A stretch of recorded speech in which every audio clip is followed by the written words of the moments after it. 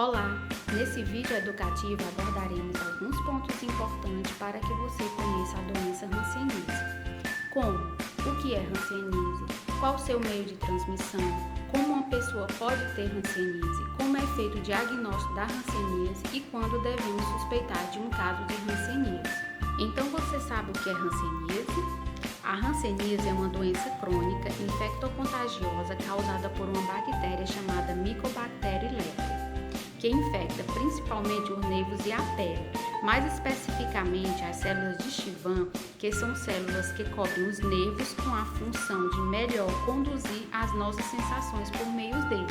A doença acomete principalmente os nervos localizados na face, pescoço, braços e abaixo dos cotovelos e dos joelhos, mas também podem afetar os olhos e os órgãos internos, como mucosas, testículos, ossos, baço e fígado. Caso não seja tratada, a doença evolui e se torna transmissível, podendo atingir pessoas de qualquer sexo e idade. O modo de transmissão da hanseníase acontece por meio de contato próximo e prolongado de uma pessoa com maior probabilidade de adoecer.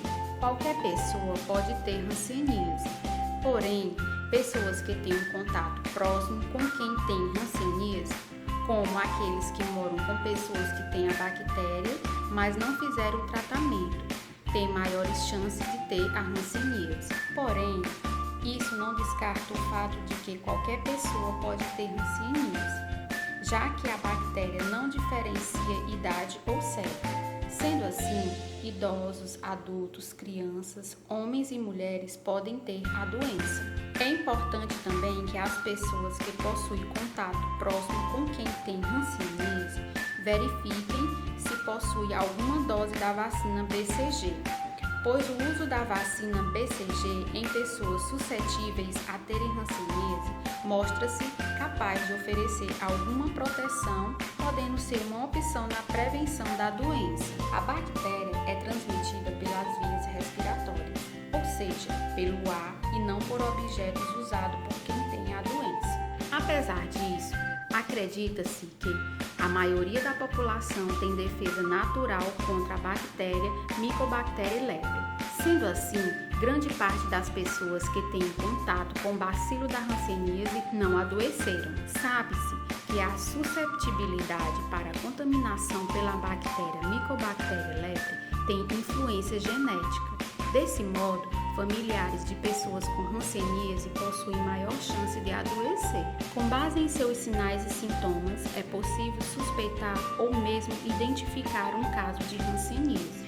Seus principais sinais e sintomas são áreas da pele ou manchas esbranquiçadas, acastanhadas ou avermelhadas, com alterações de sensibilidade ao calor, ao tato ou dolorosa, sensação de formigamentos, choque e câimbras nos braços e pernas, que evolui para dormência, nódulos normalmente sem sintomas, diminuição ou queda de pelos em um lugar ou em vários lugares do corpo, especialmente nas sobrancelhas, pele avermelhada com diminuição ou ausência de suor no local. O diagnóstico da hanseníase é principalmente realizado por profissional de saúde em consultório. Porém, em alguns casos é necessário a realização de um exame para saber de qual tipo de hanseníase se trata. O exame para fechar o diagnóstico de hanseníase chama-se baciloscopia de raspado intradérmico. É realizado em alguns estabelecimentos de saúde. Nesse exame, o profissional coleta um pequeno raspado da pele das orelhas e do cotovelo do paciente. E caso seja possível observar a presença da bactéria da hanseníase na leitura do exame, o resultado é positivo. E assim se define qual tipo de hanseníase o paciente tem. Os casos de hanseníase são classificados em paucibacilares, onde se tem as 5 lesões de pele e o exame de baciloscopia de raspado intradérmico dá negativo. Ou multibacilares, quando existe a presença de 6 ou mais lesões de pele e o exame de baciloscopia de raspado intradérmico positivo. Conhecer a hanseníase e seus sintomas são pontos essenciais para iniciar o seu tratamento, muito além dos benefícios relacionados à diminuição dos sintomas. A cura pelo tratamento é o principal benefício para a vida de quem tem a doença. O tratamento da hanseníase é chamada de poliquimioterapia. Poli pode ser uma junção de medicamentos que devem ser tomados e quimioterapia por ser uma terapia realizada por meio de medicações. É importante que após iniciar o tratamento, o paciente o finalize, pois só assim ele será satisfatório. O tratamento pode durar de 6 a 12 meses, dependendo do caso de hanseníase. Porém, algumas pessoas não apresentam lesões visíveis na pele e podem ter lesões apenas nos nervos.